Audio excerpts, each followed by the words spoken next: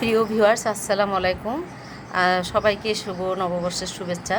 তো আজকে আমি নতুন বছর উপলক্ষে আসলে নববর্ষ উদযাপন না, নতুন বছর উপলক্ষে একটু ভালো মন্দ খাবার তৈরি করেছি। তো দেখুন, আমি চ্যাপা শুটকি তৈরি করেছি, আর ইলিশ মাছ ফ্রাই করেছি, গরিবের ইলিশ, বেগুন ভাজি করেছি, আলুর ভর্তা, আর ডিম ভর্তা করেছি, আর এখানে আমি ডিম ভেজে নিয়েছি। আর যেহেতু শুটকি খাবো, তো চ্যাপা শুটকিতে একটু ঝাল বেশি হয়, এই জন্য লেবু নিয়েছি। আর পান্থার মধ্যে তো জানেন শুকনো মরিচ কাঁচামরিচ ছাড়া মজা হবে না, তো এই জন্য আমি এটা একটা প্লেট আপনাদেরকে সাজিয়ে দেখালাম। তো ভিউয়ার্স, আপনারা ওই নতুন বছরে সুন্দর করে নিজের খাবার প্লেটটাকে সাজিয়ে নেবেন, দেখবেন যে অনেকটাই ভালো লাগবে, নিজের কাছেও শান্তি লাগবে।